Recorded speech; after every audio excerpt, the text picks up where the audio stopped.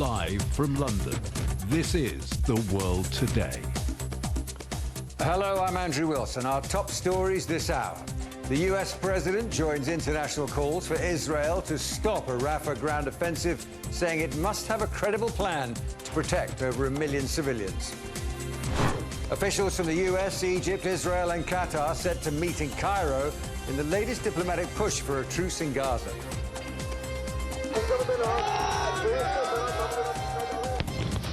Indian police fire tear gas as they clash with farmers demanding an increase to crop prices.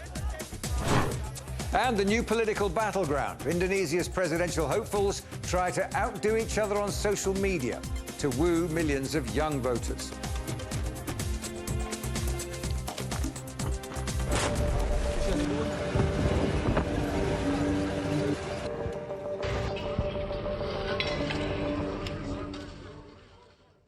The US President, Joe Biden, has urged Israel not to proceed with the ground offensive in Gaza's southern city of Rafah without credible efforts to protect more than 1 million Palestinians who are sheltering there. The city has come under heavy Israeli attack in recent days, with dozens of people killed. Up to now, Rafah has been one of the last safe areas for civilians fleeing the fighting. The major military operation in Rafah should not proceed without a credible plan for ensuring the safety and support of more than 1 million people sheltering there. Many people there have been displaced multiple times, fleeing the violence to the north, and now they're packed into Rafah. More than half of Gaza's 2.3 million population is now crammed into Rafah on the border with Egypt. The city was home to just 250,000 people before the latest conflict between Israel and Hamas began in October. Rafah is also the only point of entry to allow humanitarian aid into Gaza. There are a lot of people who are taking down their tents to leave, and others are taking the risk to stay. The situation is very difficult. May God protect us from the atrocity of war. We have children and women with us. Where should we go? We are sleeping in the street. The tent doesn't have a roof. If it gets hit by a missile, we will die instantly.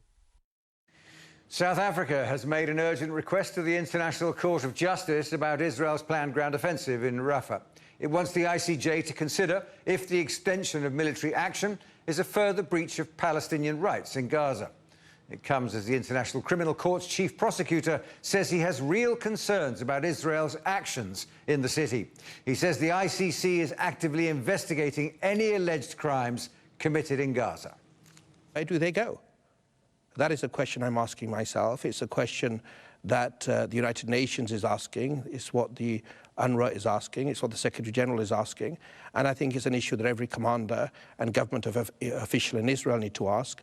I'm not going to say any more because we have an active investigation. But as I said repeatedly since last year, comply with the law now or don't complain later.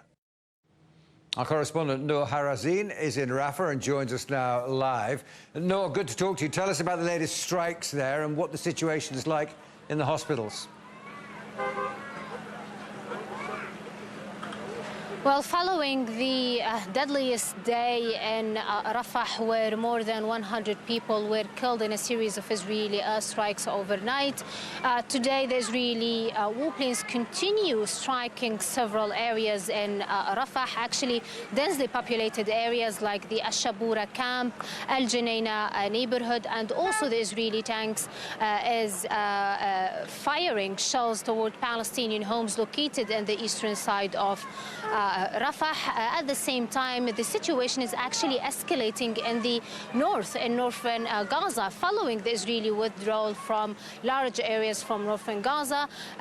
Just 2 hours ago, an Israeli warplane hit a civilian car in Al-Nasr Street, killing 4 people. 3 more people were killed in another Israeli airstrike on a car in Al-Nafaq Street. So yes, the situation is also escalating in the north. north, while in Khan Yunis there is battles on the ground between the Israeli forces and the Palestinian militants. Talking about the hospitals, and let us start with the Al-Nasser Hospital, which is located in the heart of Khan Yunis city.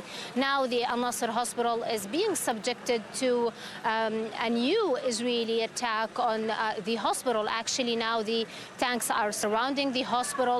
According to doctors inside the hospital, the Israeli forces are calling the displaced people who are taking shelter inside the hospital to evacuate the hospital, and for the patients and the medical staff to stay in the hospital. However, everyone is refusing to leave as the Israeli forces are shooting towards anyone who moves. So actually it does not make sense, the request from the Israeli side. The Dr. Ashraf Al-Qudra just said in a statement that the civilians inside the hospitals, the patients, the doctors, they don't know what to do, because if they even moved inside the hospital, they will be shot by the snipers.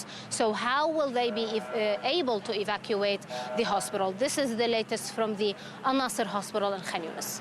And indeed, no, the international community very worried about this possible Israeli incursion into Rafah in the near future, perhaps. What sort of preparations are people making?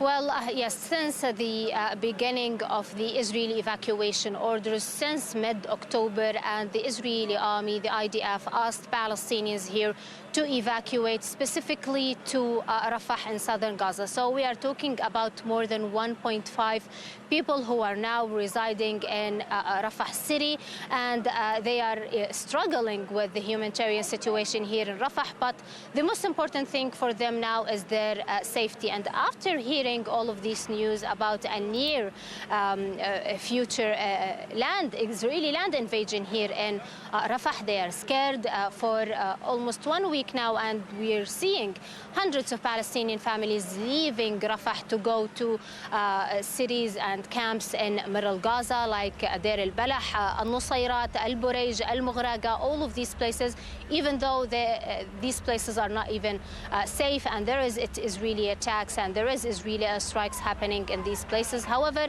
they have no choice. They are running out of options. Even the road to evacuate is not safe, especially after the story of the little child Hind Rajab and what happened to her and to her family. Let us see what happened to Hind Rajab. The story of little Hind Rajab has resonated widely on the news and social media platforms since an audio recording of the 6-year-old surfaced in a call she had with the Palestinian Red Crescent. Liane, Hind's relative, was talking on the phone when they said Israeli tanks opened fire on the family and killed them. Hind remained alive. She picked up the phone and continued talking to the paramedic. She was saying, "Come and take me. When will you take me?" The girl kept in touch with us by phone. She said, "Mama, I'm scared. The night will come on me and I'm alone." She pleaded with us to save her, but we couldn't do anything. May God have mercy on her. My uncle, his wife, his son, and 3 daughters were also killed with her in the car, in addition to Hind. They were all children. The Palestinian Red Crescent sent an ambulance to rescue Hind, but contact with the paramedics was lost before they reached her. 12 days after the incident, the ambulance was found. The paramedics, Yusuf Zaino and Ahmed Al-Madhoun, were killed. Meters away from them were the bodies of Hind and 5 of her family. Since October 7, officials say more than 400 paramedics working with the Palestinian Red Crescent and Ministry of Health have been killed. They say dozens of ambulances have been targeted by the Israeli attacks. Mahmoud Hassouna, a paramedic, said that the ambulance crew that was assigned to rescue Hind moved after ensuring protection through coordination with international organizations. My colleagues went to rescue the little girl, Hind, who is stuck in the car in Gaza. This mission was officially coordinated in accordance with the protocol followed by international institutions with Israel, but they were bombed and we were not able to save them. Hamas condemned the attack on Hind and her family in a statement. The movement described the killing as a horrific crime and that it will not be forgotten. Noor Harazin, CGTN, Gaza. Well, Noor Harazin there reporting from Rafah. Let's speak to the Associated Press correspondent Elena Bekatoros, who's in Jerusalem for us. Elena, good to talk to you. The international community, of course, deeply concerned about a possible incursion into Rafah in the near future. What is the Israeli military saying about that?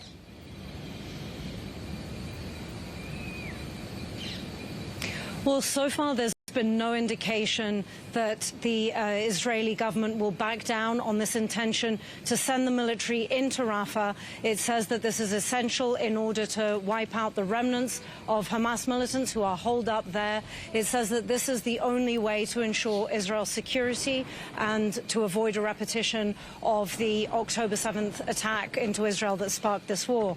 Now, the Israeli Prime Minister has insisted that a plan will be put in place that would evacuate the civilian population. However, as we have heard, there are around 1.5 million people in Rafah. They have been displaced from other places. It's very unclear where they would go. We also don't yet have a timeline. There has been continued airstrikes on Rafah, but there's also continued fighting on the ground to the north of Rafah in Khan Yunis, which is the Gaza Strip's second largest city, and even in central Gaza. This plan that will be put in place is supposed to evacuate the civilians. What the timeline is for the plan to be drawn up, for the civilians to be evacuated, and indeed where they would go, still remains very unclear. And on the diplomatic front, US, Egyptian, Israeli and Qatari officials all expected to meet in Cairo. What can we expect out of that?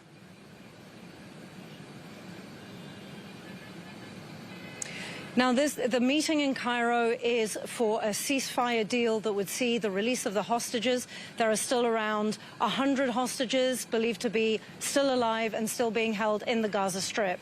Now, we have been hearing from some Egyptian officials who say that there has been some progress being made. It's clear that there are still gaps between the two sides. What exactly the gap is, how big that is, what each side is still insisting on remains unclear, but there is hope that there would be some kind of a deal reached. Now, what appears to be on the table at the moment would be a 6-week ceasefire in order to see a release of the hostages. How long these talks might take and the distance between the two sides, we still don't know. Elena Bekatoros, thanks very much. Live for us in Jerusalem. The US Senate has approved a $95 billion aid package, including $14 billion of funding for Israel. The bill also includes humanitarian aid for Gaza, but the vast majority, some $61 billion, is for Ukraine. It still has to pass through the Republican-controlled House of Representatives, where it faces strong opposition from lawmakers, including the Speaker, Mike Johnson. The bill also includes renewed funding for Taiwan. The US says missiles fired by Yemen's Houthi militants have hit a vessel in the Red Sea that was bound for Iran. It's the first time the Houthis, who are backed by Tehran, have hit a ship bound for the country since they began attacking vessels in the region. The Houthis say the cargo ship was American-owned, but Washington says the MV Iris is a Greek-owned ship en route from Brazil to Iran. France is reported to have delivered a proposal to Lebanon aimed at ending the fighting between Hezbollah and Israel on its border. The document calls for Hezbollah to withdraw from the border for negotiations towards a truce to begin. Hezbollah says it won't discuss the plan until Israel stops its offensive in Gaza. Watching CGTN, still to come as protests by farmers continue to spread across Europe. We look at what's behind the demonstrations in Hungary.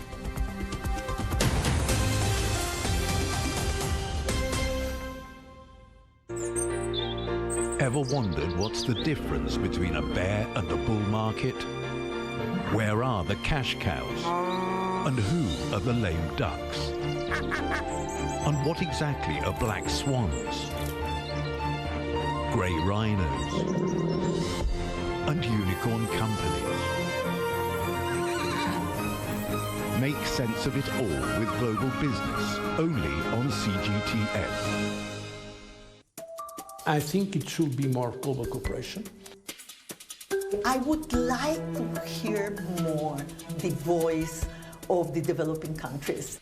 Globalization has lifted more than 1 billion people out of poverty.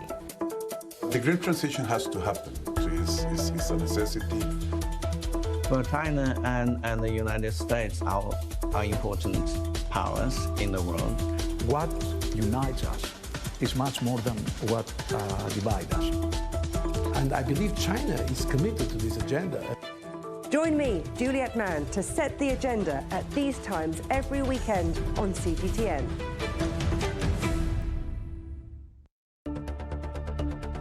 Events have consequences. Words create impact. One more offensive in a long line of battles that's been ongoing for more.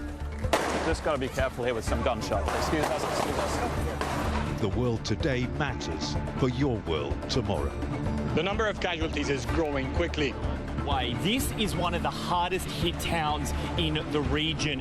The world today, every day on CGTN.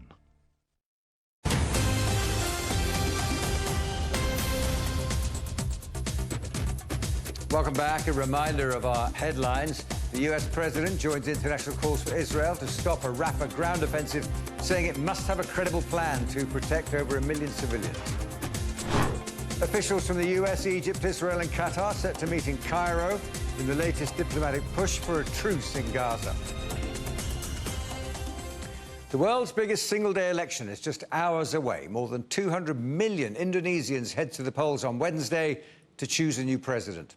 Most voters are in their 20s and 30s, with candidates relying heavily on social media to get their message across. Our correspondent, Silkina Ahluwalia, reports now from Jakarta. As Indonesia's election approaches, a digital battleground emerges. Social media apps like TikTok has become the new platform for the presidential candidates to connect with the nation's millennial and Gen Z crowd. Ephraim is one of them. He likes how all three candidates are using light humor to address serious issues. This approach works for me personally. There's the virality of it that young voters enjoy too. But ultimately, we're looking for a president that can help us get to the root of what we care about, such as the environment. It's clear that all three candidates are engaging through youth-oriented content, from Prabowo Subianto's dance performances to Anies Baswedan's appeal to K-pop fans and Ganjar Pranowo's movie gimmicks. We know that maybe the older generation, like the millennials or the X or even the baby boomers generation, they thought that politics is about the state, is about the security and about the international relation, about the candidacy and anything like that, and anything about the great nation of politics. But the young people today, they think that it's not related to their needs. With so much information easily accessible, the challenge is misleading content. However, TikTok is doing its part to combat this. The app does not allow paid political ads and is working hard to fight fake news through partnerships. Indonesia is at the forefront of a major change this election season. But with all this new technology, the question remains, how will these modern campaign methods change voter involvement? And even more crucial, can the country keep election conversations honest in the fast-moving world of online videos? This year's election is a real test of balancing tech, politics, and truth in the social media age. Silkina Ahluwalia, CGTN, Jakarta.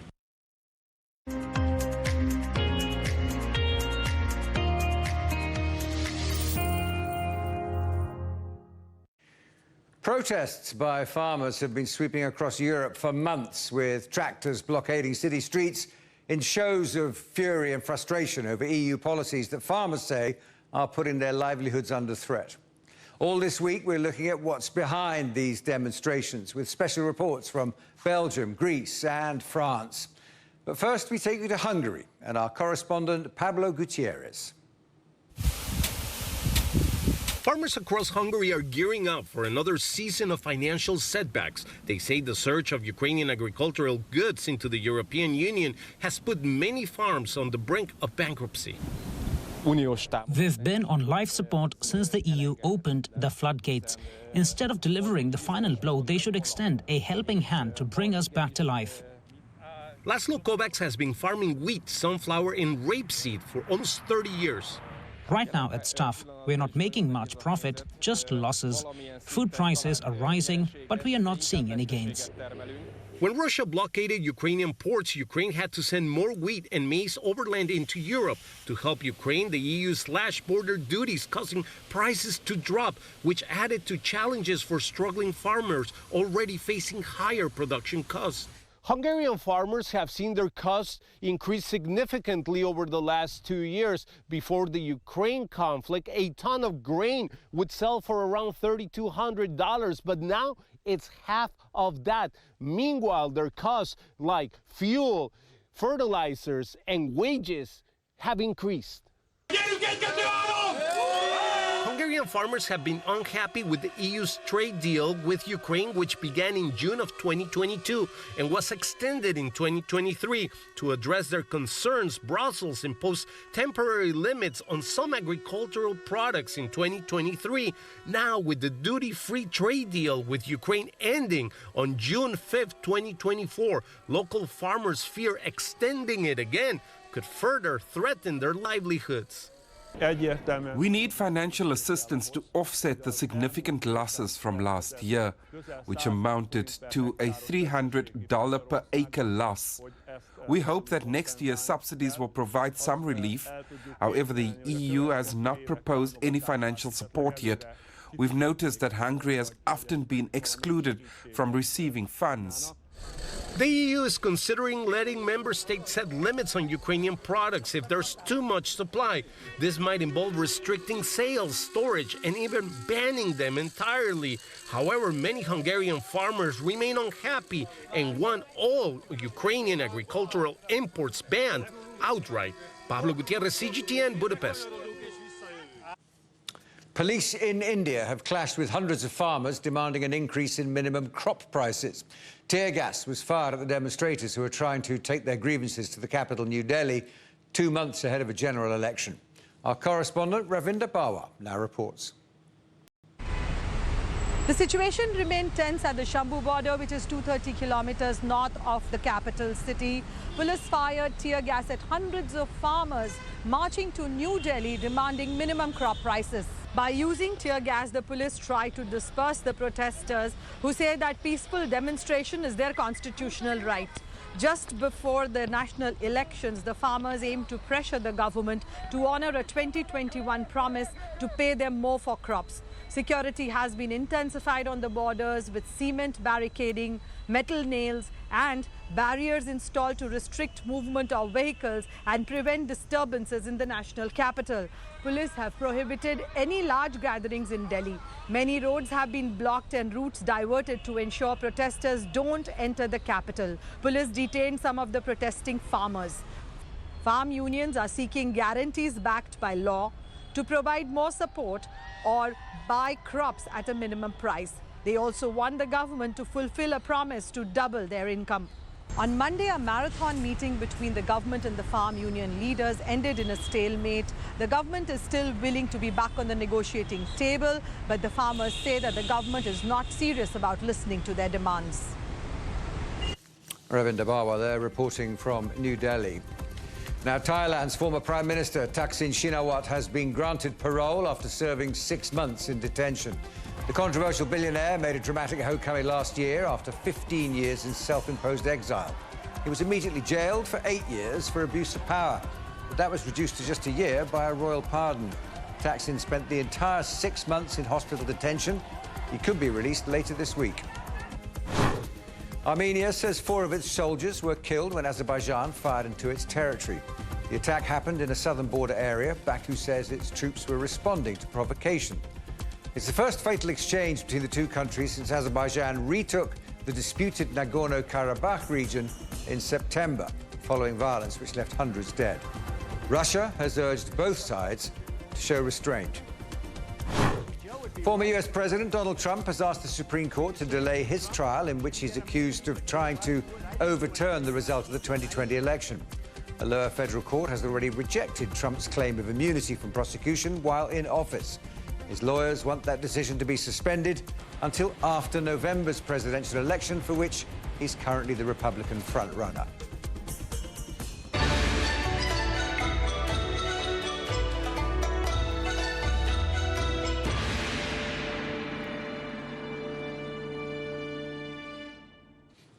Serbia is celebrating the Year of the Loong, or Chinese dragon, by issuing a stamp featuring an image of the zodiac animal.